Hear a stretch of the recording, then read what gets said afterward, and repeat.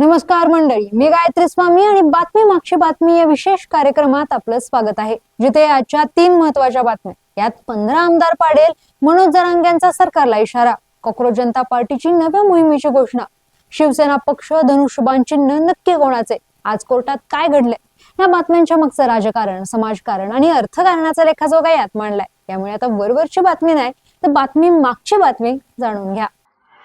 बाबा खूप बोर होतंय, काहीतरी नवीन फ्रेश ऑर्डर करा ना. माझ्याकडे एक सरप्राईज आहे. गोकुळचा आस्वाद परंपरेचा, गोकुळ आईस्क्रीम सोबती प्रत्येक क्षणाचा. गोकुळ आईस्क्रीम.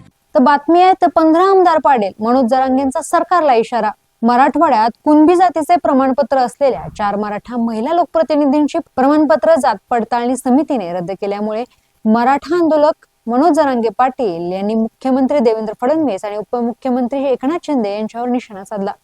पत्रकारांशी बोलताना मनोज जरांगे पाटील म्हणाले की एकनाथ शिंदे साहेब आणि फडणवीस साहेब, तुम्ही मराठ्यांच्या जीवावर सत्तेत बसला आहात. एकनाथ शिंदे साहेब, तुमच्यासाठी आम्ही खूप खस्ता खाल्ल्या, पण तुम्ही सत्तेत गेलात म्हणून आमच्यावर माज उतरवणार का? शिंदे साहेब, तुम्ही डबल गेम खेळताय का? असे आरोप उपमुख्यमंत्री एकनाथ शिंदे यांच्यावर केले.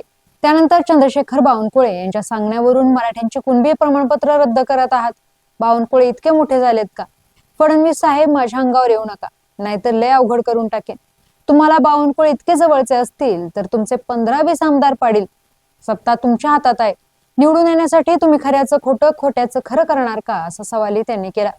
यावर मुख्यमंत्री देवेंद्र फडणवीस प्रतिक्रिया देत म्हणाले की लोकप्रतिनिधींच्या जात प्रमाणपत्र पडताळणी ही सर्वोच्च न्यायालयाच्या नियमानुसार होत असते.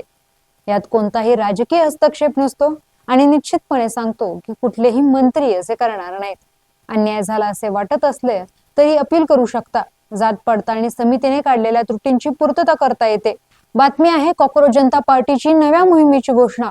कालपासून संभाजीनगरमध्ये अभिजित दिपके यांच्या राहत्या घरी कॉकरोच जनता पार्टीची 2 दिवसीय राष्ट्रीय बैठक पार पडली. यावेळी बोलताना अभिजित दिपके यांनी स्पष्ट केले की कॉकरोच जनता पार्टी सध्या तरी प्रेशर ग्रुप म्हणूनच काम करेल. बाबासाहेब आंबेडकर, महात्मा गांधी आणि पंडित जवाहरलाल नेहरू यांनी पाहिलेल्या भारताचे स्वप्न हीच आमची विचारधारा आहे. लोकशाही, धर्मनिरपेक्षता आणि सामाजिक न्याय या मूल्यांवर ही संघटना काम करेल. शैक्षणिक धोरणात रिफॉर्म हा आमचा सर्वात पहिला अजेंडा असेल. विचारधारा बाजूला ठेवून कॉकरोच जनता पार्टीला समर्थन देणाऱ्या सर्व नागरिकांचे संघटन आम्ही उभे करू.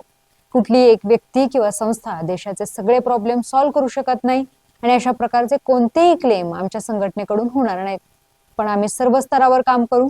तरुणांना ऐकून घेण्यासाठी आणि त्यांच्या मुद्द्यावर काम करण्यासाठी सप्टेंबर पासून आम्ही देशभरात क्या बोलती पब्लिक नावाची मोहीम सुरू करत आहोत.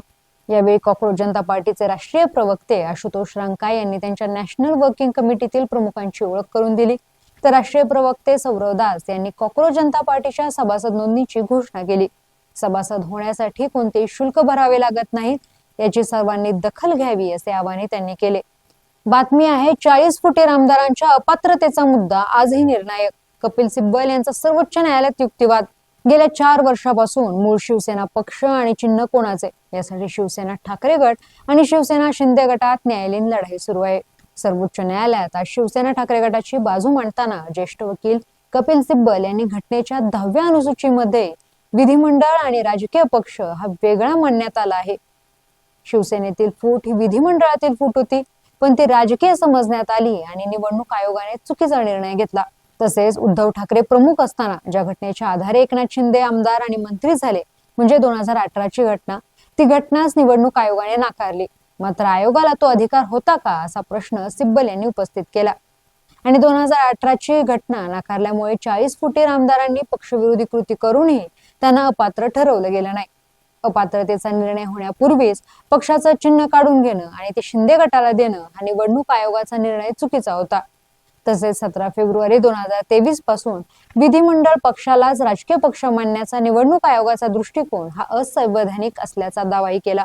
निवडणूक आयोगाने त्यांच्या अधिकार क्षेत्राचा चुकीचा वापर केलाय आणि अपात्र ठरवलं गेलं नसल्यामुळे त्याचा परिणाम पक्ष, चिन्ह याच्यावर झाला. घटनापीठाने अपात्रतेचा निकाल लागेपर्यंत निवडणूक आयोगाने थांबावे अशी विनंती आम्ही केली होती, असा युक्तिवाद ज्येष्ठ वकील कपिल सिब्बल यांनी मांडला. धन्यवाद आणि पाहत राहा सकलम.